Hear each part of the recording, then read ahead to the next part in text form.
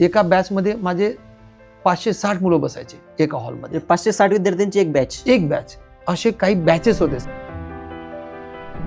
del dot phi u bar is equal to del phi dot u bar plus phi del dot u bar.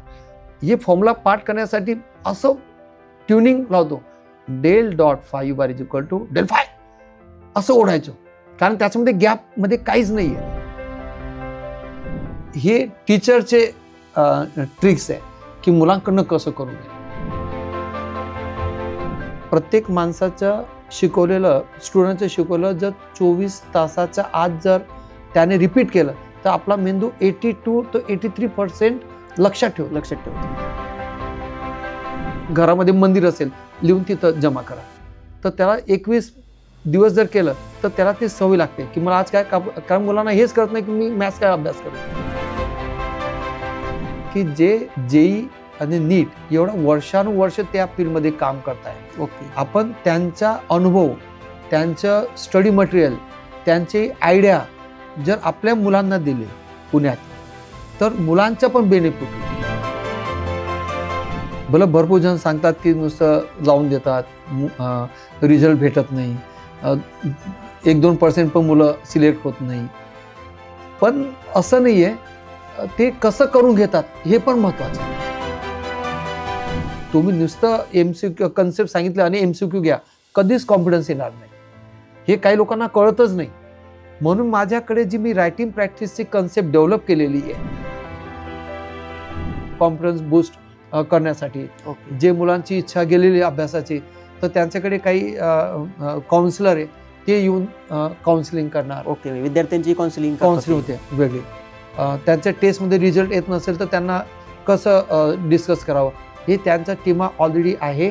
मी त्यांना मुलांना सांगितलेलं आहे की याप्रमाणे तुम्हाला त्यांचा फायदा होणार आहे.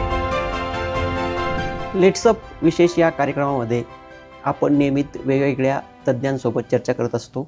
वेगवेगळ्या विषयांची सखोल माहिती आपण विद्यार्थी पालकांसाठी या माध्यमातून घेऊन येतो. आज असेच एक सर माझ्यासोबत आहेत, मनोज चौधरी सर. यांचं नाव महाराष्ट्रातील इंजिनिअरिंगचे जे विद्यार्थी आहेत या सगळ्या विद्यार्थ्यांना जवळपास माहीत असेल. पिंपरी चिंचवडमध्ये अनेक वर्षापासून सरांचे जे मॅथ्स अकॅडमी आहे ही प्रचंड फेमस आहे. विद्यार्थ्यांमध्ये याची क्रेज आहे आणि त्याचबरोबर विद्यार्थ्यांना गणित हा जो विषय आहे तो अनेक विद्यार्थ्यांची गणिताबद्दल नाराजी असते. प्रत्येकाचं असं म्हणणं असतं की मला गणित अवघड जातो. तर गणिताचं गणित आज सरांकडनं आपण सोडवून घेणार आहेत. चौधरी सर, आपलं लेट्सअपमध्ये खूप खूप स्वागत. सर, पहिलाच प्रश्न माझा असा आहे की अनेक विद्यार्थ्यांना गणित विषय हा अवघड जातो, परंतु गणितालाच तुम्ही आपलं करिअर बनवलेलं आहे. तर याची सुरुवात नेमकी कशी झाली? तुमच्या शालेय जीवनाबद्दल थोडंसं आम्हाला सांगा. ओके. शालेय जीवनामध्ये माझं शालेय शिक्षण हे नंदुरबार डिस्ट्रिक्टमध्ये शहादा तालुका आहे. ओके. आणि तिथं सातपुड्याच्या पायथ्याशी माझं म्हसवात करून गाव आहे. तर तिथून माझं 10पर्यंतचं शिक्षण झालेलं आहे, स्कूलिंग. आणि नंतर मग मी 11-12 ग्रॅज्युएशनसुद्धा मी त्या साईडला शहाद्याहूनच केलेलं आहे. ओके. तर लहानपणी माझं जे शिक्षण झालं म्हसवात या गावात, माझं 4थपर्यंतचं शिक्षण ZP झालं होतं. आणि त्यावेळेस मला जो सपोर्ट मिळाला टीचर व्यतिरिक्त माझ्या आईचा भेटला, मदरचा. मला आईने मॅथ्स 4थीपर्यंत शिकवलं आणि त्यामुळे मला तिथून आवड निर्माण झाली. त्याच्यामुळे गणिताची आवड निर्माण झाली. कारण माझी जे फॅमिली आहे, मोठी फॅमिली होती, एकत्र फॅमिली होती. पण आईची खूप इच्छा होती की तू शिकून जा, कारण आमचा मेन व्यवसाय जो होता तो शेतीचा असल्यामुळे. पण आईने मला जे मॅथ्समध्ये छोट्या छोट्या गोष्टी, त्यावेळेस टेबल पाठ करून घेणं, लहान लहान एक्झाम्पल करून घेणं, बरोबर, आणि अभ्यास बरोबर होतोय की नाही हे फॉलोअप ठेवणं, हे व्यवस्थित केल्यामुळे मला 4थीपर्यंत मॅथ्स बऱ्यापैकी आवडत लागलं होतं. त्याच्यानंतर 5वी नंतर मी जेव्हा स्कूलमध्ये गेलो, कुबेर हायस्कूल म्हसवात करून. ओके. स्कूल. आणि त्याच्यामध्ये योगायोगाने माझे वडील पण तिथं शिक्षक होते, पण मराठीचे होते. पण त्यावेळेस मला चांगले शिक्षक भेटले स्कूलमध्ये पण. म्हणजे H G Patil Karone, R G Patil Karone यांनी मला एवढं प्रेम दिलं सब्जेक्टबद्दल पण, आणि शिकवताना त्यांचे जे एक आत्मीयता होती आत्मीयता होती, त्याच्यामुळे मला मॅथ्स आवडायला लागला. ओके. म्हणजे हे म्हणता येईल तुम्हाला की शिक्षक चांगला तर सब्जेक्ट चांगला, हे जे सूत्र आहे हे मला तेव्हापासून लक्षात आलं. त्यांची फळ्यावर लिहायची पद्धत, त्यांचे मुलांकडनं बरोबर तुम्ही होमवर्क करून आणला का नाही, नंतर मग शॉर्टकट ट्रिक्स हे व्यवस्थित दिल्यामुळे मला स्कूलमध्ये मॅथ्सच्या बऱ्यापैकी आवड निर्माण झाली होती. म्हणजे गणिताचा जो विषय आहे तो सुरुवातीला आई आणि नंतर शिक्षकांमुळे तुम्हाला तो त्याची आवड निर्माण झाली. नक्की, हे सगळ्यात महत्त्वाचं आहे. धुळ्यात आपलं शिक्षण झालं तुम्ही सांगितलं, त्यानंतर पिंपरी चिंचवडमध्ये कसं काय आपण आलात?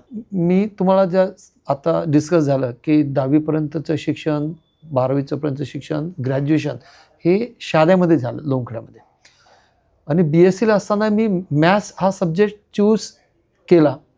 याच्यासाठी एक वेगळं कारण होतं त्याचं की त्या मुलं आमच्या क्लासमध्ये 4च मुलं होती. ओके. तर त्या सरांना असं वाटायचं की शिक्षक नाही आले, मुलं नाही आले तर आमच्या दुसऱ्या ठिकाणी होईल शिफ्टिंग. बरोबर आहे. म्हणून मी त्या सरांचा विचार केला. मी त्यावेळेस माझा स्वभाव असं होता की त्यांची नोकरी जायला नको किंवा कुठं जायला नको, मी हा पार्ट त्यांचा विचार केला, म्हणून मी त्यांचा सपोर्ट म्हणून मॅथ्स घेऊन टाकलं. ओके. त्यांनी तिथं त्यावेळेसुद्धा Sali sir, R B. Patil, CM Chaudhari यांचेसुद्धा एवढं आत्मीयतेने शिकवलं. त्यांनी होते 4च सर, 4च मुलं आम्ही शिकवायला, पण त्यांनी एवढं प्रेमाने शिकवलं आणि लक्ष खूप चांगले दिलं 4 मुलं असल्यामुळे. बरोबर आहे. आणि मी त्यावेळेस एवढा अभ्यास करायचो, म्हणजे माझा स्वभावच आधीपासून अभ्यास करायचा आहे. स्पष्ट सांगतो, म्हणजे अभ्यासू स्वभाव आहे. म्हणजे मला तुम्ही सांगितलं की 10-10 तास एका जागेवर बसून अभ्यास कर, तर मी करेन, मला काय. आणि म्हणून मी BSc ला असताना मला असं म्हणायचं त्यावेळेस की युनिव्हर्सिटी टॉपर आलो. मला 86-87% होते त्यावेळेस. बरोबर आहे. बरोबर. नंतर MScचा जेव्हा पार्ट आला MSc करण्यासाठी, तर त्यावेळेस धुळे डिस्ट्रिक्ट होता, नंदुरबार नव्हता. धुळे डिस्ट्रिक्टला मॅथ्स MSc मॅथ्स नव्हतं. ओके. नंतर आलं आमचं नाशिकला पण MSc मॅथ्स त्यावेळेस नव्हतं. ओके. 1997 मध्ये. बरोबर आहे. नंतर मग डायरेक्ट नगर आणि पुणे हे 2च ठिकाणी MSc मॅथ्स होतं. ओके. त्याच्यातनं तुम्ही पुणे निवडलं. आणि मला एवढे चांगले मार्क्स असल्यामुळे आमचे जे सर आहे साळी सर, त्यांनी इथून शिक्षण घेतलं होतं. त्यांनी फोर्स केलं की तू पुण्यावरून जर केलं, पुणे युनिव्हर्सिटीवरून, तर तुझी ग्रोथ चांगली होईल आणि तुला मजा येईल. त्यामुळे मला आणि एवढे मार्क्स असल्यामुळे मला इझिली ॲडमिशन मिळेल हे सरांनाही माहीत होतं, म्हणून मी पुणे चूज केलं. पुणे युनिव्हर्सिटीमध्ये. हो. आणि आईची पण खूप इच्छा की बरोबर तू जोपर्यंत तू बाहेर निघत नाही तोपर्यंत तुझी प्रगती होणारच नाही, हे लक्षात ठेव. त्यामुळे आईची पण इच्छा आणि आईचा सपोर्ट हा सगळ्यात महत्त्वाचा ठरला. शेवटपर्यंत मला आईचा सपोर्ट आला. बरोबर. आणि म्हणून मी पुण्यात MSc केलं आणि मला चांगलं ते आयडिया आलेली. परंतु सर, म्हणजे कोचिंग क्लास चालू करताना गणितावरतीच आता पुढे आपल्याला करिअर करायचं किंवा गणिताचा क्लास चालू करायचा आहे, हे कसं सुचलं? सर, गणिताचा क्लास सुरू करणं हे माझ्या आधी तर मनात नव्हतं, हे घडत गेलं. बरोबर. मी कायम एक मुलांना समजवतो की तुम्ही 10 वर्षांनी 20 वर्षानंतर काय करणार हे तुम्हाला माहीत नाही आहे. बरोबर. सिच्युएशन काय प्रत्येक वेळी बदलत आहे काय, पण चांगलं काम करत राहणं हे मला माहिती आहे. ओके. हे सुद्धा मी सांगतो, तुम्ही प्रत्येक गोष्ट मनाने करा आणि चांगलं करत राहा, चांगल्या विचाराने करा, तुम्हाला ॲटोमॅटिक मार्ग सापडतो. कारण लोक, तुम्ही चांगलं काम करत राहिले ना तर तुम्हाला तशी लोक पण भेटतात आणि तशी मार्ग पण भेटतात विचार. तर मी त्यावेळेस MSc झाल्यानंतर मला जे सुरुवातीचे 2-3 वर्ष हा प्रत्येकाला स्ट्रगल पिरियड असतो. बरोबर. पण मी जे म्हटलं तुम्हाला की आपण चांगलं करत गेलो तर आपल्याला डायरेक्शन, लोक चांगले भेटत राहतात. बरोबर. तर मी सर्वात सुरुवातीला एका क्लासमध्ये शिकवायला गेलो शिवाजीनगरला. तर त्या क्लासमध्ये मी 1 महिन्यापर्यंत शिकवलं. पण सुरुवातीला पोस्ट ग्रॅज्युएशन नंतर किंवा ग्रॅज्युएशन नंतर कोणालाच कॉन्फिडन्स नसतो सर, हे मी सत्य सांगतो. मी 1 महिना काम केलं, त्याने मला 1 महिन्याचं पेमेंट दिलं नाही, सॅलरी दिली नाही. का की माझ्या शिकवण्यामुळे थोडं मुलं सोडून गेली असं त्यांचं म्हणणं आहे. तर मला तो कॉन्फिडन्स नव्हता. प्रत्येकाला मी अजून सांगू इच्छितो, जे लोक ग्रॅज्युएशन होतात पोस्ट ग्रॅज्युएशन भरपूर सुरुवातीला कॉन्फिडन्स नसतो. पण बरोबर, ते वय कमी असतं आणि वय थोडंसं कमी असतं. एकदम आपण गेल्यानंतर लगेच विद्यार्थी ऍक्सेप्ट करतीलच असा तो एक जे शिकवण्याची कला म्हणतो आपण ती विकसित व्हायला थोडासा वेळ लागतो. वेळ लागतो. त्यामुळं हो, प्रत्येक फील्डला. पण आपण जे शिक्षणामध्ये जे मेहनत केलेली असते ते चांगल्या विचार तो इनडायरेक्ट ते हळूहळू अप्लाय होतं बरोबर. रिअल लाईफमध्ये. बरोबर. म्हणून मला पहिल्या महिन्यात त्यांनी सॅलरी दिली नाही, मला त्यांनी नाही सांगून दिलं. नंतर मग मी वाडिया कॉलेज करून तिथं मी पार्ट टाईमला जायचो संध्याकाळी, कारण पार्ट टाईमला त्यावेळेस टीचर कोणी रेडी होत नव्हतं, पण मला गरज होती. बरोबर. मला एका सरांनी सपोर्ट दिला, मोरे सर करून. मग मी तिथं गेलो, तिथं शिकवायला सुरुवात केली. जे जॉब करणारे मुलं असतात डिप्लोमा, बरोबर. त्यांना इंजिनिअरिंगसाठी महाराष्ट्रात एकमेव कॉलेज होतं कुसरो. मग मी तिथं कुसरो वाडिया कॉलेज होतं, मग मी तिथं शिकवायचो. नंतर माझी एवढी तळमळ शिकवताना की मुलाला कळायला पाहिजे, प्रत्येक बरोबर. मुलाला. बरोबर. तर जोपर्यंत त्याला कळणार नाही तोपर्यंत शिक्षकाचं ते हेच होत नाही. हो, पण तो माझा स्वभाव होता की मुलाला कळायला पाहिजे. बरोबर. त्यामुळे त्यावेळेस असं सांगतात की अटेंडन्स खूप कमी राहायचं, पण मी जेव्हा शिकवायला आलो तर 2-3 महिन्यानंतर त्या सरांना हे रिअलाइज झालं, क्लासचा क्लास भरायचा. तर ओके. त्यावेळेस मला सरांनी त्यावेळेस ढवळे सर करून होते, सिव्हिलचे हेड. त्यांनी मला त्यावेळेस कामाची पावती दिली होती मला, की तुम्ही एक वेळेस खूप सक्सेस होणार लाईफमध्ये. मला ते अजून पण ते वाक्य आवडतं. का माहिती, त्यांना पहिल्या 2 महिन्यातच लक्षात कसं काय आलं. बरोबर आहे. तर मुलांनी जे फीडबॅक दिला असेल, माझी जी तळमळ होती, माझी जी मेहनत होती, माझी काम करून घ्यायची जी पद्धत होती, टाईमला इम्पॉर्टन्स, हे सर्व गोष्टीनंतर त्यांनी त्या गोष्टी हे केलं. तर मी वाड्या कॉलेजलाही शिकवायचो. मग मला सिंहगड कॉलेजला BCSला अवरली बेसिसवर मला जॉब मिळाला. नंतर मी राहायला सिंहगड कॉलेजजवळ होतो. तिथं मग 1-2 मुलं भेटायचे, घरी जाऊन शिकवायचो. फार्मसीवाले मुलं आहे, फार्मसीचं मॅथ्स शिकवायचो. डिप्लोमाच्या मुलगाला डिप्लोमा मॅथ्स शिकवायचो. ज्याला जे गरज आहे ते 2-3 वर्ष अशातच माझे गेले. बरोबर. पण मला ती तळमळून कुठं ना कुठं मार्ग सापडला. नंतर मग हे क्लासेसचं झालं, मला फुल टाईम जॉब मिळाला एक ठिकाणी अबिदा इनामदार कॉलेजमध्ये. मला 2 वर्ष तिथं फुल टाईम जॉब मिळाला आणि मी खुश झालो की चला आता तरी सेटल झालो. बरोबर. पण काय झालं, 2 वर्षानंतर त्या गर्ल्स कॉलेजचं होतं अबिदा इनामदार, पुण्या कॅम्पमध्ये होत्या. हो. तर त्याचं स्ट्रेंथ कमी झाली स्टुडंटची. आणि बरोबर त्या वर्षी माझं लग्न झालेलं होतं 2001ला. तर मी 3-4 महिने घरी वाटच बघितली. मला आता कॉल येईल. ऑगस्ट आला, लग्न एप्रिलमध्ये झालेलं आणि ऑगस्टपर्यंत मी सप्टेंबरपर्यंत वाट बघितलं. तर त्यावेळेस घरी पण वाटायचं वाईफला की यांना तर जॉब आहे, आता हे का घरी बसलेलं आहे. बरोबर. हां, म्हणजे खरंच ते टेन्शन. पण त्यालाही मी सांगून दिलं होतं, स्ट्रेंथ कमी झालेली आहे, आता आपल्याला काही ना काही जे 1-2 मुलांना शिकवलेलं आहे त्याप्रमाणे आपण आता पुढचा काळ आपण डेव्हलप करू त्याच्यातच. ओके. हां, तर ही परिस्थिती आली की मला त्यांनी कॉलेजवाल्यांनी टर्मिनेशन लेटर दिल्यानंतर मला बोलवलंच नाही. पण त्याची सुरुवात मी आधीच करून ठेवली होती की 2 मुलं मिळाली, 3 मुलं मिळाली, घरी जाऊन शिकवायचं. ते ट्युशनची मला थोडीशी सवय झाली होती. मग मी ते हळूहळू मग या फील्डमध्ये एंट्री झालो. बरोबर आहे. सुरुवात म्हणजे अनेक गोष्टी नाकारल्यानंतर किंवा 2 जॉब गेल्याच्या नंतर क्लासेसची सुरुवात झाली असं म्हणता येईल आपल्याला. पण म्हणजे सुरुवातीला असं होतं की जेव्हा क्लासेस आपण एखादी स्टार्ट करतो किंवा तुम्ही ज्यावेळेला पास आउट झाले किंवा हे झाले त्यावेळेस क्लास चालू करायचा म्हटल्यानंतर एक 5वी 8वी किंवा 10वी 11वी 12वी असे कोचिंग क्लासेस सुरू केले. तुम्ही डायरेक्ट इंजिनिअरिंगच्याच विद्यार्थ्यांना शिकवायला लागलात. राईट. मी ॲक्च्युली सुरुवातीला तुम्हाला सांगितलं की वाडिया कॉलेजला मला इंजिनिअरिंगला ऑपॉर्च्युनिटी मिळाली अवरली बेसिसची. बरोबर. म्हणून माझे प्रिपरेशन त्या लेवलचं तिथं सुरुवात झाली. ओके. राईट. आणि नंतर मग मला इंजिनिअरिंगचे डिप्लोमाची मुलं मिळायचे, फार्मसीला मॅथ्स राहायचं ते मुलं मिळायचे.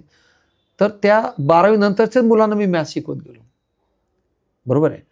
म्हणून मला ती थोडीशी ऑलरेडी सवय झाली होती की त्या लेवलचं. नंतर मी अबिदा इनामदार कॉलेजला पण BCSला शिकवायचो आफ्टर 12th. ओके. तर त्यामुळे मला थोडं हाय लेवलची मॅथ्सचं शिकवायची सवय झाली होती. म्हणून मी इंजिनिअरिंग फील्ड चूज केलं. आणि तुम्हाला मी म्हटलं की आपले विचार चांगले राहिले तर आपल्याला चांगले लोक भेटत जातात. मग मी काय केलं, सिंहगड कॉलेजला जेव्हा मी क्लास घ्यायचो इंजिनिअरिंगचं, त्यावेळेस खूप हाय मेरिटची मुलं इंजिनिअरिंगला यायची बरोबर आहे. आणि ती मुलं क्लास लावायचं प्रमाण कमी. ओके. हे मला लक्षात आलं त्यावेळेस. मग मी एक दिवशी विचार केला की मला असा एरिया चूज करावा लागेल की जिथं इंजिनिअरिंगचे मुलं चांगलं जास्त असेल, बरोबर आहे. पेइंग कॅपॅसिटी चांगली आहे. म्हणून मी DY पाटील कॉलेजचा एरिया चूज केला, पिंपरी. म्हणून मी 1-2 दिवसात विचार केला की मला शिफ्ट व्हायचं आहे आणि मला घरच्यांनी पण सपोर्ट केला, पर्टिक्युलर वाईफने. बरोबर. त्यावेळेस नवीनच मॅरेज झालं होतं. सामान तो भरलं. सपोर्ट सगळ्यात महत्वाचा होता. तिला माहीत होतं, कारण तिच्या पप्पांनी पण म्हटलं होतं की तू मॅथ्सवालाच हजबंड घे की यांना मरण नाही आहे. हे लोक कुठं ना कुठं काही कुठं ना कुठं शिकवू शकतात, हो, काही ना काही करू हो, शकतात. त्यांचे सोच म्हणजे पण, नोकरी नसली तरी स्वतःचा क्लास तरी करू चालू शकतात. करतील, चांगल्या पद्धतीनं चालेल असं त्यांची सोच होती. बरोबर आहे. म्हणजे सासऱ्यांना पण हे माहित होतं की हे लोक काही ना काही जे करणार ते चांगलंच, डिमांडिंग फील्ड आहे. डिमांडिंग फील्ड आहे, त्यांना ते बरोबर रिलायझ आहे. होतं. आणि म्हणून मग मी यायचा विचार केला पिंपरीमध्ये. आणि तेव्हा मी एक इन्स्टिट्यूटला जॉईन झालो ओके. नवीन. काय त्यावेळेस पैशाचं आर्थिक प्रत्येकाची सुरुवात अशीच होते. इव्हन म्हणजे माझा फ्लॅट मी घेतला भाड्याने, पहिल्या महिन्याचा चेक पण माझा बाउन्स झाला, कारण मला समोरच्या माणसाने पैसे दिले नाही शिकवल्यानंतर. मी तो अजून पण ठेवून ठेवला, ICICI बँकचा चेक. त्या इन्स्टिट्यूटने मी 3-3.5 महिने काम केल्यानंतर सुद्धा मला पेमेंट शेवटपर्यंत दिलं नाही. अरे बाबा. न तर मी त्यांच्याकडेच राहिलो असतो, असं माझा स्वभाव आहे. चांगल्या लोकांना सोडायचं नाही. बरोबर आहे. पण त्याने मला जेव्हा एवढं रिक्वेस्ट करून पण त्याने दिलं नाही, म्हणून मला नाईलाजाने स्वतःचा क्लास सुरू करण्यासाठी सपोर्ट लागला. आणि तिथं मग शरद सनप करून एक सर होते, ते कॉम्प्युटरचे क्लास घ्यायचे आणि मी मॅथ्सचे क्लास घ्यायचे. बरोबर. असं करून दोन्ही मिळून मग आम्ही एक छोटासा हॉल भाड्याने घेतला 1500 रुपयाचे. आणि मग तिथून माझी सुरुवात झाली. पण मी जेव्हा इंजिनिअरिंगचा क्लास सुरू केला पिंपरीला, त्याचबरोबर मी वानवडीला 11वी-12वीचा क्लास सुरू केला होता. ओके. सायमल्टेनियसली. कारण मी या गोष्टीवर विचार म्हणजे कायम अजून पण माझं ते सोच आहे, 2 कामं ॲट ए टाइम करा. बरोबर. त्याच्यातलं जे चांगलं आहे ते चूज करत राहा. म्हणजे मी जेव्हा कॉलेजला शिकवायचो, मी क्लासेस पण घ्यायचो. मला माहीत नव्हतं की कधी कधी कॉलेजला ही सिच्युएशन आली तर बाहेर. मग मला क्लासेसची सवय लागल्यामुळे हे मी कंटिन्यू केलं. बरोबर. तर पिंपरीला मी जेव्हा क्लास सुरू केले आणि मला त्याच्यानं सक्सेस मिळालं. पण त्याबरोबर माझे 11वी-12वीला सुद्धा वानवडीला क्लास होते. मग त्यांना मी 1.5 वर्ष मी अपडाऊन केलं. वानवडी टू पिंपरी. हो, वानवडी पिंपरी का. मी तर हिंजवडीला सुद्धा क्लास गेला होता, मोजे कॉलेज शेजारी. आणि राहायला मी सिंहगड कॉलेजला होतो. असं चक्र माझं चालायचं. त्यावेळेस 70-80 किलोमीटर मी 2 व्हीलरने फिरायचो. बरोबर. आणि नंतर मग मला पिंपरीला रुटीन किंवा आलं. जेव्हा 11वी-12वी संपलं वानवडीचं, त्यांना मी त्या सरांना मी बाय बाय केलं. पण तुम्ही सांगणार की तो 11वी-12वीचा क्लास का कंटिन्यू केला नाही. तिथं माझ्या पार्टनर्स जे होते एक, त्यांना एक थोडी सवय खराब लागली होती. तर तिथं सुद्धा 90 मुलं मला पहिल्या वर्षी मिळाली होती. वा, खूप चांगला 11वी ला. रिस्पॉन्स होता म्हणजे. खूप चांगलं सवय. पण जेव्हा पार्टनरशिप असते आणि ते मला माहिती आहे या पार्टनरला सवय लागलेली खराब, बरोबर. आणि मग ग्रो होणारच नाही हे मला जाणून ठेवलं होतं. कुठेतरी थांबणं गरजेचं आहे. हां, कारण आपल्याला लॉंग टर्म जर विचार करायचा असेल तर सक्सेस होणार नाही. म्हणून मी तो सेटअप त्यांनाच देऊन आलो. इव्हन म्हणजे मी अजून पण डिपॉझिट तिथलं घेतलं नाही आहे. बरोबर. तर तिथलं मी व्यवस्थित संपवलं 1.5 वर्ष त्यांचं मॅथ्स. आणि नंतर मग इकडं इंजिनिअरिंग कंटिन्यू केलं. आणि पिंपरी बरोबर मग मी आकुर्डीला एक ब्रँच टाकली. ओके. मी कायम सांगतो 2 ठिकाणी पाहिजे. आकुर्डीला ब्रँच टाकली आणि आकुर्डीला सुद्धा मी 10x10ची रूम घेतली. आणि तिथं मी एक मुलापासून सुरुवात केली आणि तो मुलगा होता काश्मीरचा. आणि त्यांना मग हळूहळू 10x10च्या रूममधून सुरू केलं. 1 वर्ष मी शिकवलं.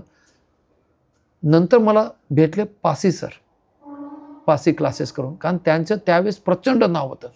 म्हणजे त्या माणसाला देव मानायचे मेकॅनिक्सच्या. त्यांनी त्या टाईपची क्रेज आणली होती कोचिंग क्लास इंजिनिअरिंगमध्ये. मग मी त्यांना रिक्वेस्ट केली, सर मैं ये एरिया में क्लास लेता हूँ मैथ्स के, आप अगर चान्स दोगे तो मुझे अच्छा रहेगा. तर त्यांनी ऑलरेडी एका सब्जेक्टला कमिटमेंट दिली होती, एक हॉलसाठी त्यांच्या रेंटने. त्याने सांगितलं की तुम्हाला 1 दिवस थांबावं लागेल. त्या माणसाने जर उद्या नाही आला तर मग तुम्हाला चान्स देईल. मग मी रात्रभर तिथं बसलो. आणि नंतर मग त्यांनी मला चान्स दिला की ते माणूस कंटिन्यू करत नाही आहे, तुम्ही घ्या. म्हणून त्या माणसाने मला चान्स दिला, म्हणजे चांगलं होत गेलं. त्यांचे मेकॅनिक्सचे क्लास एवढे चालायचे, त्यांच्यामध्ये माझं इंट्रोड्यूस केलं. बरोबर. आणि मग माझ्याकडे मुलं येत राहिले आणि मग हळूहळू मी ग्रोथ गेलो. त्याच्यामध्ये मला सपोर्ट सुयोग बुक सेलर करून आहे, त्यांनी पण खूप प्रचंड मदत केली. बरोबर. सर्व ॲडमिशन त्यांच्याकडे व्हायचे, मेकॅनिक्स ग्राफिक्सचं.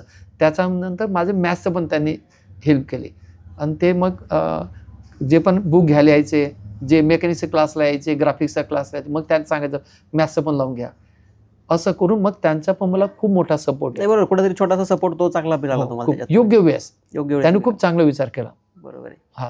पण म्हणजे 2 जॉब म्हणजे गेले असं म्हणता येईल आपल्याला. 2 जॉब केले, त्याच्यानंतर सगळं स्ट्रगल, त्याच्यानंतर तुम्ही इंजिनिअरिंगची अकॅडमी जी आहे ती व्यवस्थित पद्धतीनं सुरू झाली. परंतु इतकी वर्षे, आता जवळपास 25-26 वर्ष तुम्हाला या क्षेत्रामध्ये झाली आहेत, इंजिनिअरिंगला तुम्ही शिकवताय.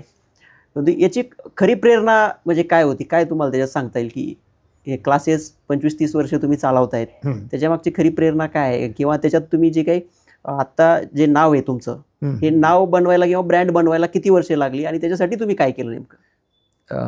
राईट. तर ॲक्च्युली मला आहे ना, माझा स्वभावच आधीपासून कोणती गोष्ट चांगली करायची, लहानपणापासूनच.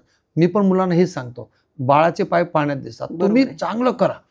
प्रत्येक आईवडिलांची पण इच्छा असते, पण मुलाची पण स्वतःचा पण असा स्वभाव आवश्यक आहे की ते मनाने करायला पाहिजे. बरोबर आहे.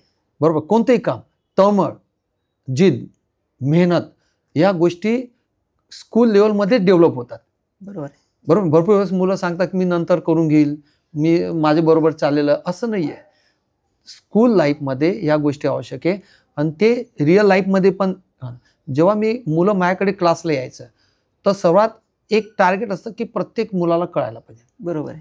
म्हणजे इव्हन असा एक काळ होता की एका बॅचमध्ये माझे 560 मुलं बसायचे एका हॉलमध्ये. 560 विद्यार्थ्यांची एक बॅच. असे काही बॅचेस होते, सर्व बॅचेस नाही, पण एक प्राईम टाइमच्या बॅचमध्ये 560 मुलांना मी बसवायचो.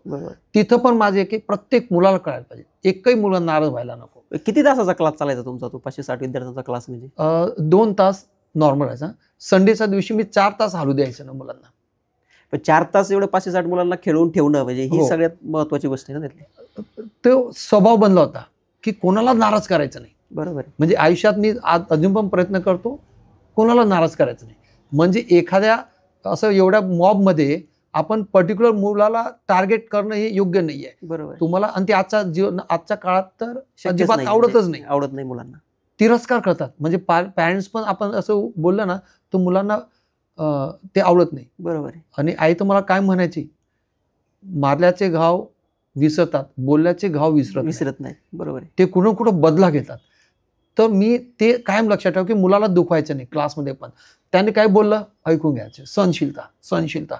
म्हणजे मुलं तर फीडबॅक देतात की ह्या गोष्टी शिकल्या तुमच्याकडे मॅथ्सपेक्षा. बरोबर आहे.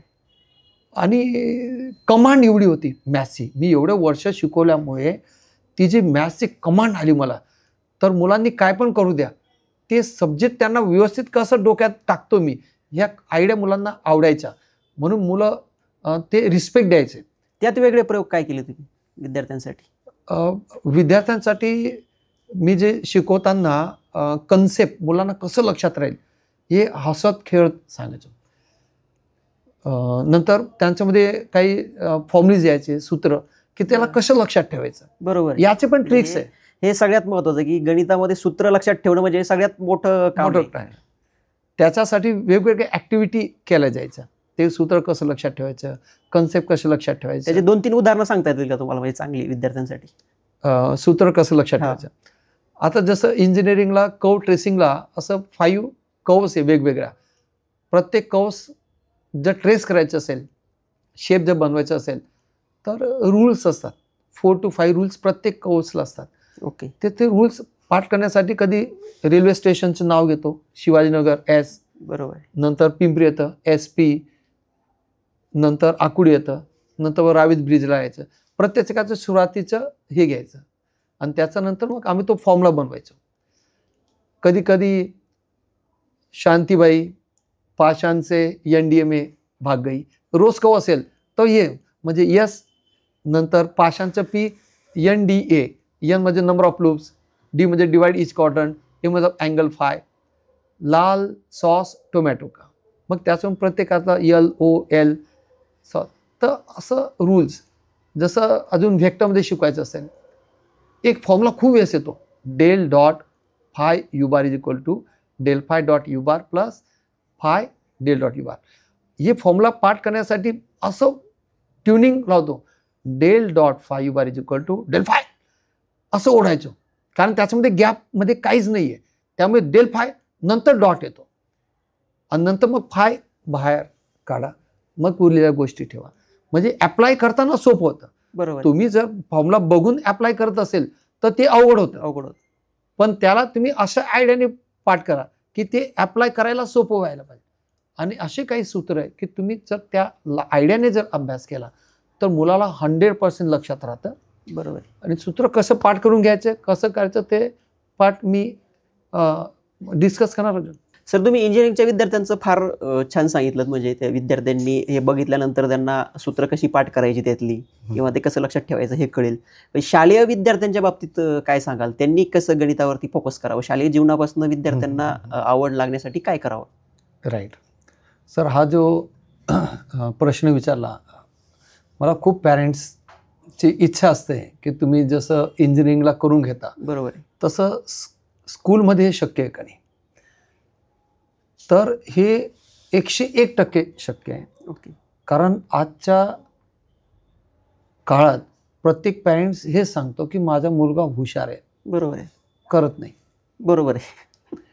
पण याला आयडिया काय, हे टीचरचे ट्रिक्स आहे की मुलांकडनं कसं करून घ्या. बरोबर आहे.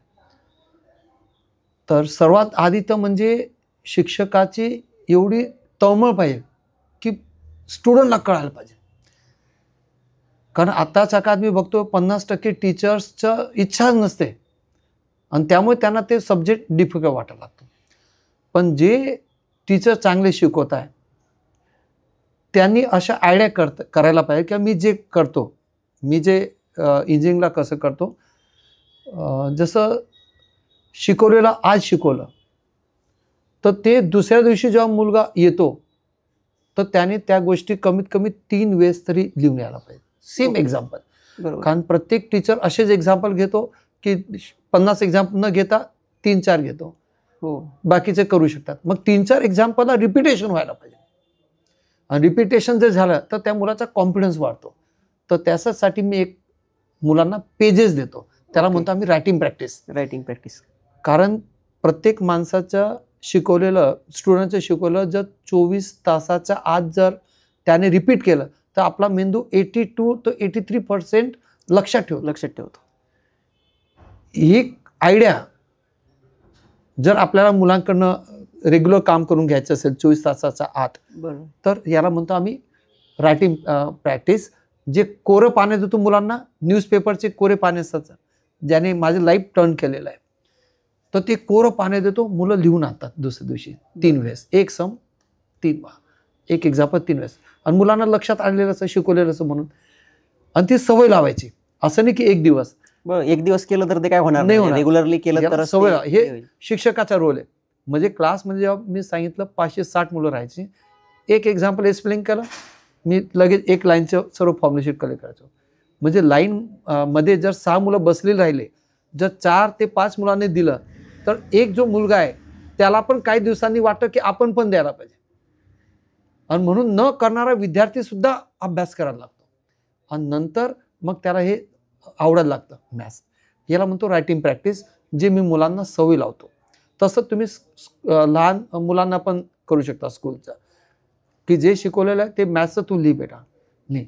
आणि नंतर मग ते कलेक्ट करायची सवय लावली किंवा घरामध्ये मंदिर असेल, लिहून तिथं जमा करा. तर त्याला 21 दिवस जर केलं तर त्याला ती सवय लागते की मला आज काय, कारण मुलांना हेच कळत नाही की मी मॅथ्स काय अभ्यास करू. भरपूर पॅरेंट मुलांना हे समजत नाही याने मॅथ्स कसं करावं. त्याने जे शिकवलेलं ते प्रत्येक एक्झाम्पल 2 ते 3 वेळेस रफ पेजवर लिहा आणि ते डेली मंदिरमध्ये ठेवा. पहिली रिव्हिजन चांगली होते, राहतात. नंतर सूत्र लक्षात राहत नाही. तर सूत्रासाठी वेगळं काय असं शीट बनवा. म्हणजे मी बनवतो की तेच शीट एका साईडला फॉर्म्युलेज असतात, दुसऱ्या साईडला मुलाने न बघता लिहायला पाहिजे बोलून. ही पण सवय लावतो. प्रत्येक वेळेस आम्ही आधी एक शीट देतो, तो मुलगा जेव्हा दुसऱ्या दिवशी येतो तो शीट भरून आणतो. म्हणजे ते चॅप्टर जर 4 दिवसाचं असेल तर 4 वेळेस जर ते फॉर्म्युलाचं शीट भरलं तर त्या मुलाला 100% लक्षात राहतं. बरोबर. रायटिंग प्रॅक्टिसमध्ये पण रिपीट होतं, प्रोसेस पूर्ण फॉर्म्युला सहित प्रॅक्टिसचे हे फॉर्म्युला शीट पण बनतं. हे झालं डेली प्रॅक्टिस 24 तासाच्या आतमध्ये. मुलाने वीकली पण रिव्हिजन करायला पाहिजे. असं नाही चालणार की आज मी अभ्यास केला, मी आता 2 महिन्यांनीच बघणार. बरोबर. 101% तो विसरून जाईल. त्या मुलाला हे पण सवय लावायला पाहिजे की 7 दिवसाच्या आत Sunday to Sunday revision, second revision मुलांकडनं करून घ्यायला पाहिजे. की मुलांना बोलायला पाहिजे की तू आता चॅप्टर संपलं बेटा, तू संडेपर्यंत तू रिव्हिजन कर. भले त्याला जर पेजेस नाही दिलं तर तुम्ही असं बनवून द्या, क्वेश्चन खाली आन्सर, क्वेश्चन खाली आन्सर. तो 100% तो भरेल. कारण त्याला सर्व माहिती आहे. तो फक्त फटाफट त्याला एक सुरुवात करून द्या. तर त्याला म्हणतो आम्ही वर्कशीट बनवून द्या मुलाला. नंतर वीकली रिव्हिजन नंतर मंथली रिव्हिजन पण त्या मुलाला प्लॅनिंग सांगा की प्रत्येक गोष्ट तुम्ही डेली पण प्रॅक्टिस करा, वीकली पण करा आणि मंथली पण करा. तेव्हा कुठं ते सवय लागते. बरोबर. आणि ती सवय त्याला रिअल लाईफमध्ये पण कामाला येईल. ती सवय त्याची आवड निर्माण होईल. आवड निर्माण होईल. कारण ते गोष्टी जर आपण परत परत केलं आणि त्याला आपण बनवून द्या ना. भरपूर पॅरेंट्सला हे समजत नाही की माझ्या मुलं अभ्यास करत नाही, त्याला मॅथ्स कसं करायचं कळत नाही. मग ज्यांना कळतं किंवा स्वतः पण ग्रॅज्युएट असेल तर तुम्ही तसं बनवून घ्या. बरोबर. आणि मुलाला द्या. म्हणजे पालकांनी पण घरी ही तयारी करून घेतली पाहिजे विद्यार्थ्यांकडून. किंवा टीचरांनी जर केलं तर तुम्ही जर त्या क्लासला पाठवत असेल तर त्यांनी जर टीचरने केलं तर वेल अँड गुड. बरोबर. ते तर बेस्टच आहे. कारण ते सर्व मुलांचे होतं. कारण प्रत्येक याच्यामध्ये जर सर्व मुलांनी केलं ना, 10% मुलं अभ्यास करत नाही ना, ते लगेच लक्षात येतात टीचरच्या की कोणते मुलं 10% करत नाही. मग त्यांच्यासाठी तुम्ही वेगळं बोलून त्याला काउन्सिलिंग करा, त्याला समजवा, त्यांना इमोशनल सांगा की जो पैसा आहे तो हा मेहनतीचा असतो. बाकीचे मुलं देतात म्हणजे त्यांच्या घरात मेहनतीचा पैसा येतोय. जे 10% करत नाही त्यांच्या घरात मेहनतीचा पैसा येत नाही, हे क्लिअर होत आहे. तुम्ही सांगा असं, म्हणजे त्या मुलालाच बरोबर लागतं जो लिहून येत नाही. बरोबर आहे. अजून वेगळा काही भरपूर असं आयडिया आहे की त्या मुलांना ₹1 फाईन देतो आम्ही. ज्या मुलांनी लिहून आणलं नाही त्याच्याकडनं ₹1 फाईन देतो. म्हणजे 560 मुलं मध्ये जर 10% मुलं करत नाही, तो फाईन देऊन किती दिवस देणार. आणि ₹1 घेतो. 1 दिवस देतो, 4 दिवस देईल, 8 दिवस देईल. नंतर त्याला लक्षात येतं, कुठंतरी रिअलाइज होतं की नाही केलं पाहिजे आपण. हो. कारण त्या ₹1 म्हणजे त्याला आपण महत्व वेगवेगळ्या प्रकारे सांगतो. तर ते सवय लागते. हे खूप अवघड गोष्ट आहे, पण मी सक्सेस करून दाखवली आहे. आणि ही आयडिया मला मिळाली भांडारकर सरांकडनं. भांडारकर सर जे आहे ना, आम्ही जेव्हा पण भेटतो, बसतो की मुलांकडनं कसं बेस्ट करता येईल, मग याच्यावर आमच्या रात्रंदिवस चर्चा चाललेली असते की अजून काय नवीन आयडिया घ्यावं. तर फॉर्म्युला शीटची आयडिया आमच्या डिस्कशनने मिळाली. रायटिंग प्रॅक्टिसची आयडिया पर्टिक्युलर भांडारकर सरांनी दिलेली आहे. आणि शिकवताना प्रयत्न करतो इंटरॅक्टिव्ह ठेवायला पाहिजे विद्यार्थ्यांशी. भरपूर वेळ शिक्षक काय फक्त एक्झाम्पल करतात, निघून जातात. आम्ही कधी मी जे एक्झाम्पल शिकवतो ना, ते पूर्ण एक्झाम्पल मुलं बोलतात. कारण तेव्हापर्यंत त्याला प्रोसेस लक्षात राहत नाही. बरोबर. म्हणजे पहिल्या रिव्हिजनला वेळ द्यायला पाहिजे. भरपूर लोक काय करतात, आधीच पळवतात. पहिल्या रिव्हिजनला वेळ देणं खूप गरज आहे. बोलून घेतात, फॉर्म्युलाज लिहितात, प्रॅक्टिस झालेली असते. असं 3-4 गोष्टी होतात तर मुलांना मॅथ्स आवडायला लागतं. सर, आता तुम्ही बन्सल कोचिंग क्लासेसची एक फ्रँचायझी घेतलेली आहे. आता इतके वर्ष तुम्ही मॅथ्स अकॅडमी व्यवस्थित म्हणजे तिचं नाव ब्रँड झालेलं आहे. तर दादा, बन्सल क्लासेसची जी काही फ्रँचायझी घेतलेली आहे त्याबद्दल बन्सलची आणि तुमची भागीदारी कशी झाली? Actually VK. बन्सल सर जे हे स्वतः मॅथ्सचे होते. ओके. मी यांचा कनेक्ट होता कुठेतरी. हो, कनेक्ट. ते प्रेम मॅथ्सबद्दल. बरोबर. आणि ज्या सरांनी, ज्या माणसाने भारतामध्ये IIT काय आहे हे सुरुवात केली कोट्याला, म्हणजे असं म्हणतात कोटा म्हणजे बन्सल सरांनी सुरुवात केली. बरोबर. पहिला क्लास त्यांनी सुरू केलेला आहे. आणि आज का एवढे लाखो विद्यार्थी होत आहे, मग त्यांनी सुरुवात केलेली ते मॅथ्सचे. तर मला कुठंतरी त्या सरांबद्दल प्रेम होतं. आणि म्हणून मी डायरेक्टली अटॅक केलं की जे JEE आणि नीट एवढं वर्षानुवर्ष त्या फील्डमध्ये काम करताय. ओके. आपण त्यांचा अनुभव, त्यांचं स्टडी मटेरियल, त्यांचे आयडिया जर आपल्या मुलांना दिले पुण्यात, तर मुलांचं पण बेनिफिट होईल. असं नाही की माझी पॅशन नाही आहे. माझी पॅशन, माझी काम करायची पद्धत आणि त्यांच्या एक्सपर्टीज जर मिक्स झालं तर मी गॅरंटी देतोय येणाऱ्या काही वर्षामध्ये खूप आयडिया मुलांना मिळेल आणि त्याचं मुलांना बेनिफिट मिळेल. पण नॅशनल ब्रँड सोबत काम करताना तुम्हाला काय शिकायला मिळालं, तुम्हाला काय वैयक्तिक हे झालं, रिअलाइज झालं? मला असं वाटतंय नॅशनल ब्रँड बरोबर आजकाल प्रत्येकाची सोचच झालेली ब्रँड. म्हणजे तुम्ही स्वतः शूज घ्या, कापड घ्या, पेन घ्या, चष्मा घ्या, आज ती सोचच झालेली आहे. आणि त्याचं ते क्वालिटी असते, असं नाही की ते क्वालिटी नसतात. तुम्ही फरक बघा, बरोबर ना. आपण शूजला जसं पुमाचे शूज का रिबॉकचं क्वालिटी आहे ना त्याच्यामध्ये, बरोबर, हे लक्षात येत आलेलं आहे. त्यामुळे नॅशनल ब्रँडचे पण क्वालिटी आहे, त्यांचं सिस्टम आहे, त्यांचा जो स्टडी मटेरियल आहे, त्यांच्याकडनं जे टीचर्स आहे, जसं आता बन्सल क्लासचे सर, यांचे टीचर्स त्यांनी ट्रेन केलेले पाठवलेले आहे. ओके. त्यांच्याकडनं तो सपोर्ट चांगला मिळतोय. हां, त्यांच्याकडनं सपोर्ट म्हणजे मुलांकडनं कसं करून घ्यायचं आहे, जे टॉपर मुलं आहे त्यांच्याकडनं कसं करायचं, त्यांना कोणत्या वेने शिकवायचं आहे. आणि जे मिडियम मुलं आहे ते मला खूप आवडलं. जे मिडियम मुलं आहे ना त्यांनासुद्धा ते त्या लेवलपर्यंत कसं आणतात, वेगळं एक्स्ट्रा कोचिंग देऊन, त्यांना वेगळा कॉन्फिडन्स देऊन. म्हणजे बाकीच्यांसारखं होत नाही फक्त टॉपरला लक्ष देणं. बरोबर. यांनी काय टार्गेट दिलं की मध्यम जे मुलं आहे उनका रिजल्ट लाके दिखाओ. बरोबर आहे, कारण जे मुलं हुशार आहेत ते ऑलरेडी करतातच, त्यामुळे त्यांच्यावरती फार मेहनत घेण्याची नाही. तशी गरज नसते, कारण ते ऑलरेडीच करतच करत असतात. राहतात. जे करत नाही त्यांच्यासाठी हो, म्हणजे त्यांचं ते टार्गेटच दिलेलं आहे. बरोबर आहे. म्हणजे त्या सरांनी मला सांगितलं की तुम्ही मीडियम बच्चों को अगर आपने रिजल्ट लाए तो आप सोच नहीं पाओ कि इतना सक्सेस आपको मिलेगा और इतना सॅटिस्फॅक्शन मिलेगा. बरोबर. आणि त्यांच्याकडे ते आयडिया आहे, फीडबॅक घेतात स्टुडंटच्या, टीचरचा. फुल टाईम फॅकल्टी आहे. ओके. त्यांची रिक्वायरमेंट आहे फुल टाईम फॅकल्टी होणं चाहिए. फॅकल्टी आहे. तर ते कधी पण या, तुम्ही शिकवताना पण डाऊट विचारले तरी सांगतात. तर परवा तर त्या सरांनी सांगितलं होतं, मॅथ्सच्या सरांनी, शर्मा करून सर है, आपको डाउट होगा तो ऐसा नहीं कि क्लास में पूछना, मैं जिधर भी जा रहा हूँ आप इमिडिएटली वहाँ पे पूछो. तर तुम्ही कधी पण 24 तास डाऊट विचारू शकतात आणि त्यामुळे तो मुलांना कॉन्फिडन्स येतो. आणि आमचा पण सपोर्ट त्यांची आहेच. ओके. जेई नीट ह्या ज्या परीक्षा आहे याच्यासाठी राष्ट्रीय ब्रँडच असावं असं वाटतं का तुम्हाला? म्हणजे राष्ट्रीय ब्रँडच पाहिजे.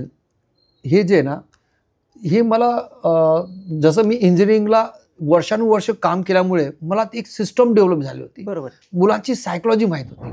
ओके. त्याचप्रमाणे हे जे ब्रँड आहे यांना पण काही ना काही मुलांच्या सायकोलॉजी माहीत झालेलं आहे. भलं भरपूर जण सांगतात की नुसतं लावून देतात, रिझल्ट भेटत नाही, 1-2% पण मुलं सिलेक्ट होत नाही. पण असं नाही आहे, ते कसं करून घेतात हे पण महत्त्वाचं आहे. बरोबर. त्याची टेक्निक महत्त्वाची आहे, कारण आता या ज्या परीक्षा आहेत त्या MCQ वगैरे बेसवरती आहेत, त्यामुळे MCQ बेस टेक्निक महत्त्वाची आहे. टेक्निक आहे. म्हणजे काही लोक आहे ब्रँड घेऊन मुलांकडनं फक्त थोडंसं लक्ष देतात, टॉप मुलांकडे लक्ष देतात वगैरे, हे प्रत्येकाचा स्वभाव वेगळा आहे. पण काही इन्स्टिट्यूट, काही ब्रँचेस, काही फ्रँचायझीकडे चांगलं काम पण केलं जातं. ओके. बरोबर ना. तर म्हणून मी त्यांना का प्रेफर करू, त्यांची जी सिस्टम आहे ती सिस्टम जर बरोबर अप्लाय झाली मुलांवर, तो मी गॅरंटी देतो रिझल्टमध्ये 100% फरक पडतो. आता बन्सल हा वेगळा ब्रँड आहे, म्हणजे 8वी ते 12वीचं त्यांचं हे आहे, तुमची मॅथ्स अकॅडमी आहे. ते दोघांचं कॉलिब्रेशन, एकत्रीकरण तुम्ही कसं करताय, त्यातनं विद्यार्थ्यांना काय फायदा होईल? म्हणजे त्यांच्या एवढ्या वर्षातनं काम केलेल्या जे स्टडी मटेरियल आहे मुलांकडनं कसं करून घ्यायचं. कारण फाउंडेशन जे आहे 8वी 9वी 10वीला, जोपर्यंत फाउंडेशन मुलांनी 8वी 9वी 10वीला काही प्रमाणात जर त्यांना इंट्रोड्यूस नाही केलं तर त्यांना 11th-12thला जेई नीटला तो रिझल्ट येत नाही. ओके. असं त्यांची सर्वात आधी रिक्वेस्ट होती. ओके. की आप 8, फाउंडेशन 9, असलं 10 पाहिजे. सुरू करा.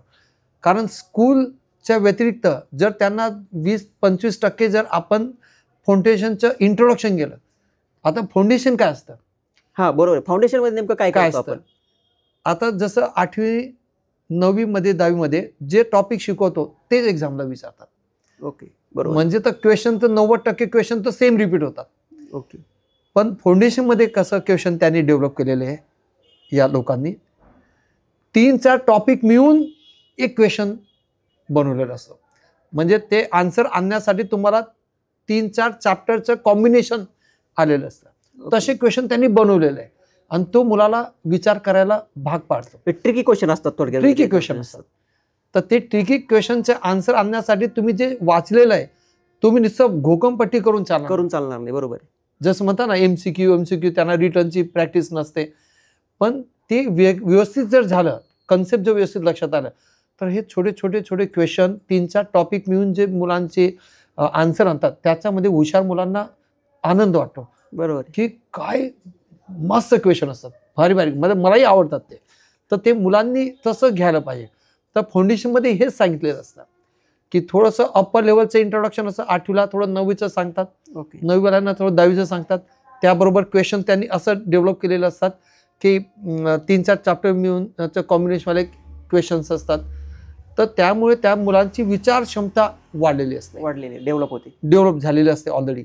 आणि पुढच्या वर्षाचं ऑलरेडी इंट्रोड्यूस थोडंसं केल्यामुळे तर जेव्हा दुसऱ्या वर्षी ते टॉपिक शिकतात क्लासमध्ये, स्कूलमध्ये, तर त्यांना पण कॉन्फिडन्स वेगळा असतो. बरोबर. आणि तो कॉन्फिडन्स 11-12ला त्यांना खूप वर्क करतो.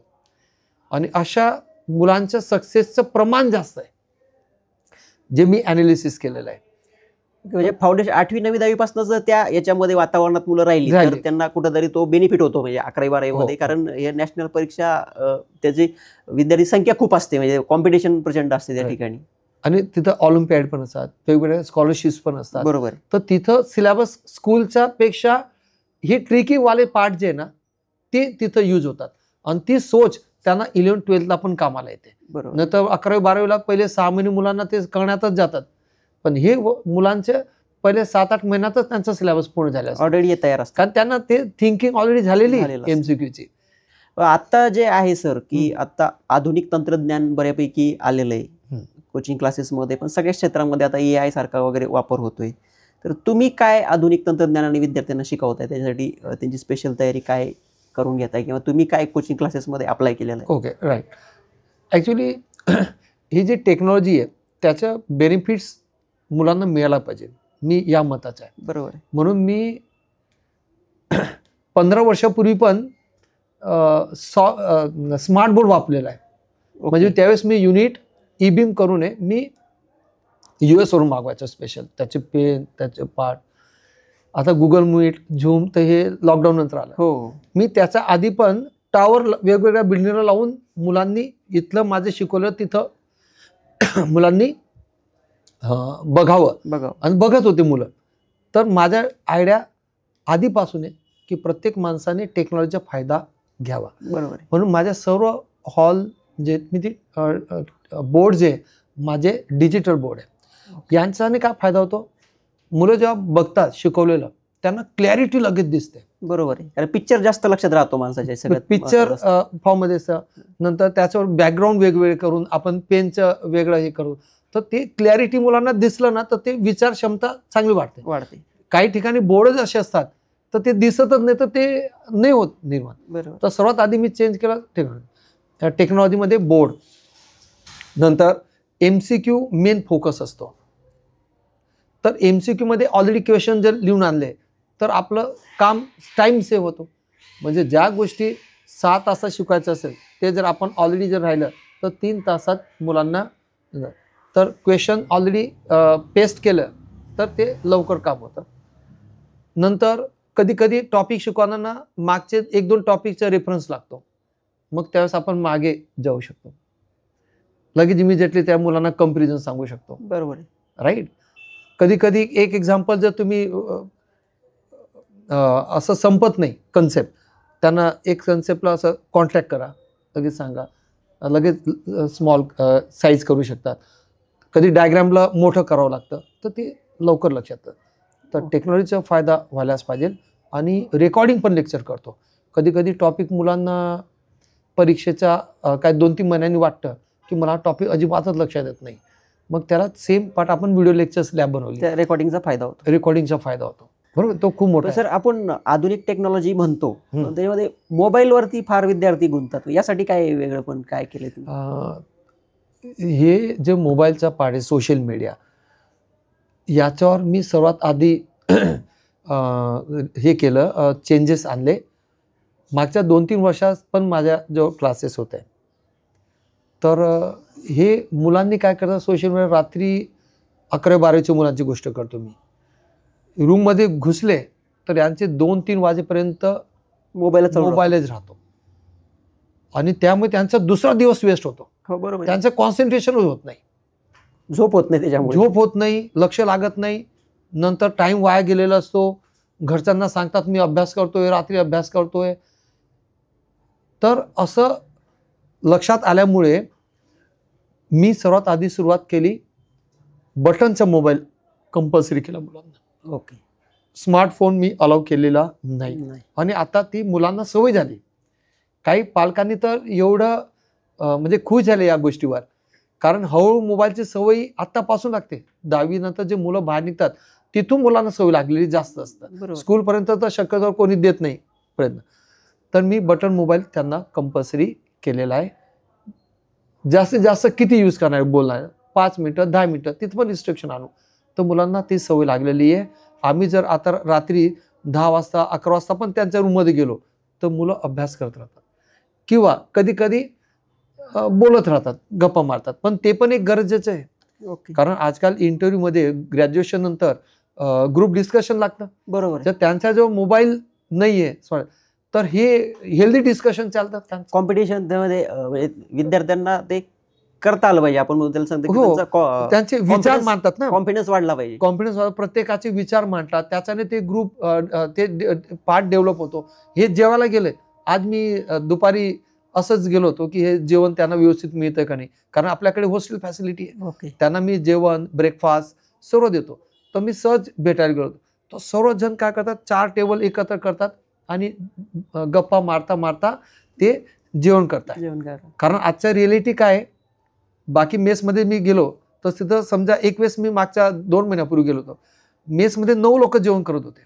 9च्या 9 जेव्हा मोबाईल होता. बरोबर. जेवण पण करतात आणि मोबाईल पण, आणि शेजारी पेप्सी असते किंवा कोको कोला असतो. म्हणजे कळतच नाही की आपण काय खातोय. हे मी ॲनालिसिस केलं आणि ते बघून जेवताना पण त्रास होतो. रात्री रूममध्ये घुसल्यानंतर मुलं सुद्धा स्मार्टफोनचा खूप मिसयूज करतात. या 2 गोष्टी मला लक्षात आल्या, म्हणून त्यांना बटनचा मोबाईल मी कंपल्सरी केला. मुलांना तर कळत नाही, कारण इंजिनिअरिंग मी शिकवताना मुलांकडनं फीडबॅक घेतो. ते सांगतात सर आम्हाला कळतंय मोबाईलमुळे आमचा टाईम खूप वाया जातोय, पण ते सुटत नाही, तर व्यसन लागलेलं आहे. क्लासेस म्हटलं की समजा आता नॅशनल लेवलच्या ज्या काही एक्झाम्स आहेत याच्यामध्ये आपल्याला रिझल्ट आणायचा आहे विद्यार्थ्यांचा, त्याच्यावरती सगळ्याच कोचिंग क्लासेसमध्ये MCQ वरती प्रचंड भर दिला जातो. हो. तुम्ही काय वेगळं करता की विद्यार्थ्यांच्या कन्सेप्ट पण क्लिअर व्हायला पाहिजे, सगळ्यात महत्त्वाचं आहे, तर त्याच्यासाठी तुम्ही काय वेगळे पण हे करता? जनरली सर्वांना असं वाटतं की हे फक्त एक्झाम MCQ घेतात, MCQ घेताना यांना बोर्डमध्ये सवयच लागत नाही. तर या गोष्टीला म्हणजे हे याच्यासाठी मी काय मार्ग काढला आहे, रायटिंग प्रॅक्टिस. म्हणजे आज जे शिकवलेलं आहे प्रत्येक सब्जेक्टचं, त्या मुलाने रफ पेजेस मी स्वतः प्रोव्हाइड करतो. ओके. आणि ते दुसऱ्या दिवशी मी कलेक्ट करतो. तर जे कन्सेप्ट आहे, जे एक्झाम्पल आहे, ते मी मुलांना लिहायला सांगतो आणि डिटेल लिहितात कन्सेप्ट पण, आणि म्हणजे इनडायरेक्टली यांना मोठ्या एक्झाम्पलची प्रॅक्टिस येते आणि तो कॉन्फिडन्स देतो. तुम्ही नुसतं MCQ कन्सेप्ट सांगितलं आणि MCQ घ्या, कधीच कॉन्फिडन्स येणार नाही. हे काही लोकांना कळतच नाही. म्हणून माझ्याकडे जी मी रायटिंग प्रॅक्टिसची कन्सेप्ट डेव्हलप केलेली आहे. रायटिंग प्रॅक्टिस म्हणजे काय, आजचं शिकवलेलं तुम्ही दुसऱ्या दिवशी 3 वेळेस लिहून आणा.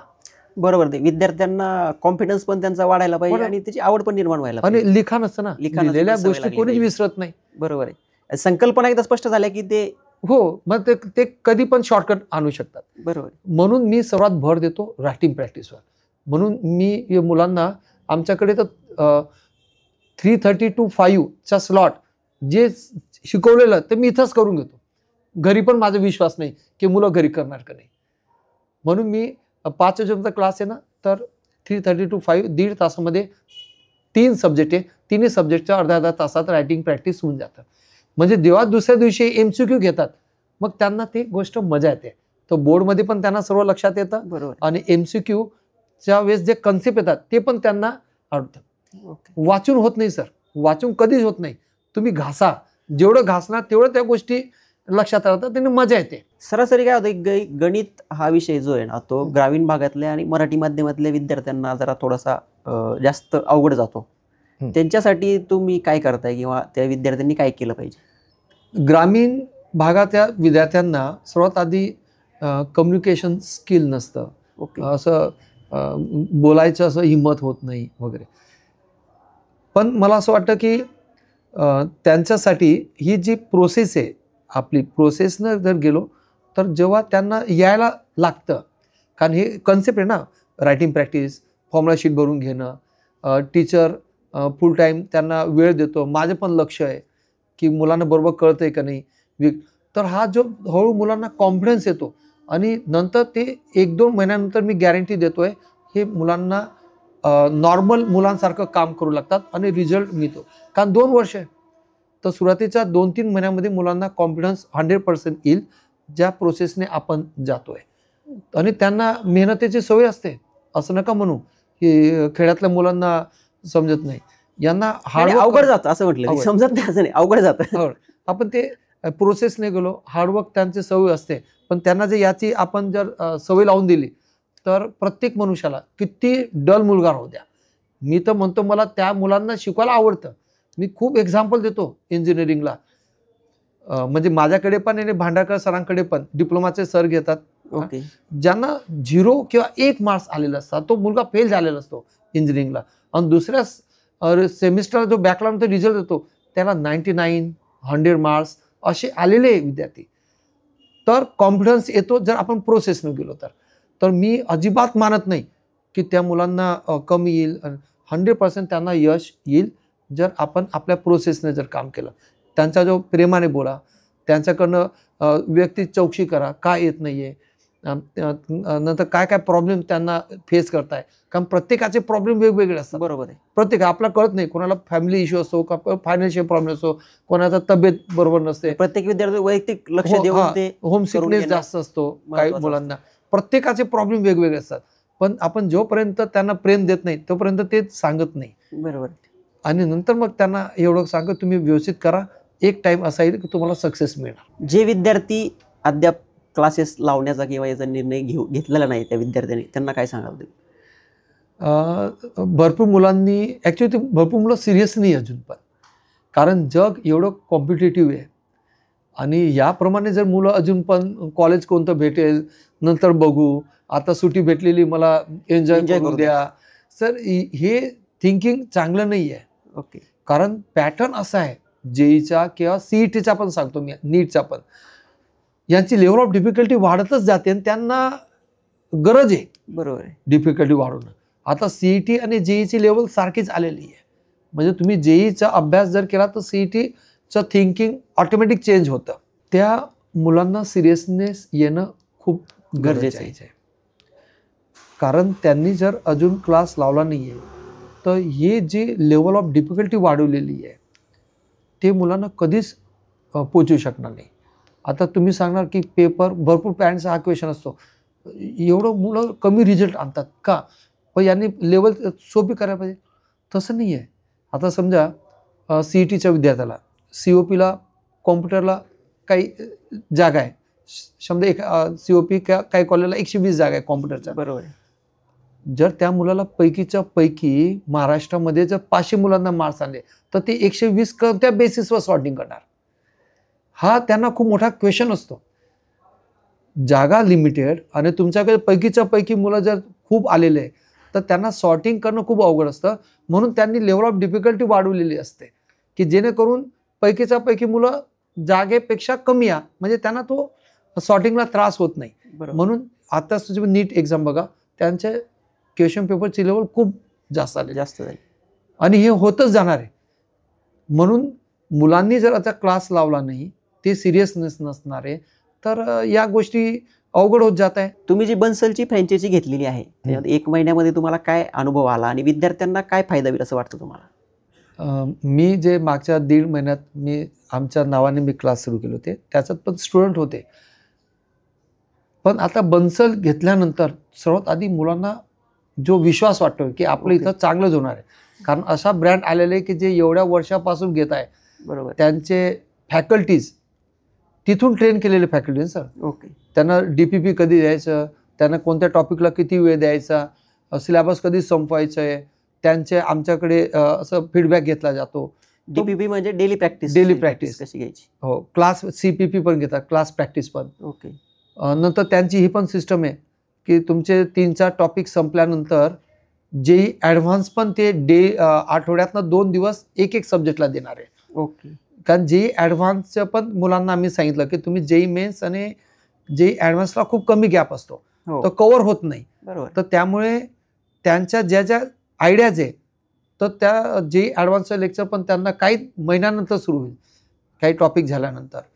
तर मुलांना सर्वात आधी कॉन्फिडन्स येतो की आपण अशा ठिकाणी शिकतोय की इथं चूक व्हायचा चान्सेस नाही आहे. ओके. आमचा अनुभव, बन्सलचे सिस्टम, तर यामुळे मुलांना खूप छान वाटतं. आणि मला बन्सलचे जे मॅनेजमेंट आहे कोट्यावरून, त्यांचा 2-2, 3-3 दिवसात त्यांचे फीडबॅक मीटिंग असते. काही मुलांना काही प्रॉब्लेम आहे, काही वेळेस ते स्टुडंटचे पण फीडबॅक घेणार आहे, त्यांनी असं म्हटलेलं आहे. आणि इथं पण त्यांचे सिनियर मॅनेजर आहे, त्यांच्या टीम आहे की ते येऊन व्हिजिट करतात. मुलांना बरोबर कळतं का नाही, काही टीचरचा फीडबॅक नसेल तर ते चेंज करायला सुद्धा रेडी आहे.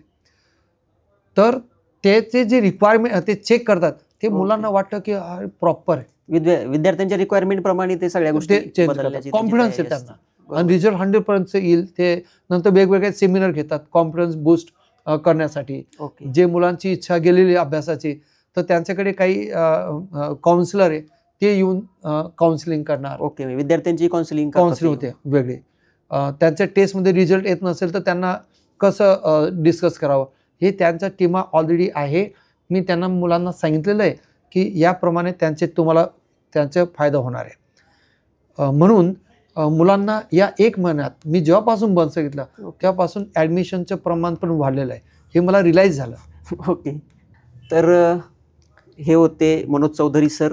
या मुलाखतीच्या माध्यमातून विद्यार्थी आणि पालकांना नक्कीच गणित समजण्यासाठी फायदा होईल. बघत राहा लेट्सअप मराठी. धन्यवाद.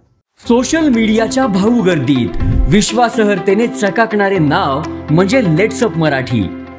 सगळ्या नागरिकांना ती स्पीच, ती लेट्सअप वरील मुलाखती म्हणजे विचारांचा खजिना. त्यानंतरच्या निवडणुकीमध्ये मला सोडून गेले. बातम्या केवळ वस्तुस्थिती सांगणाऱ्या, न प्रोपगंडा, फक्त जनतेचा अजेंडा.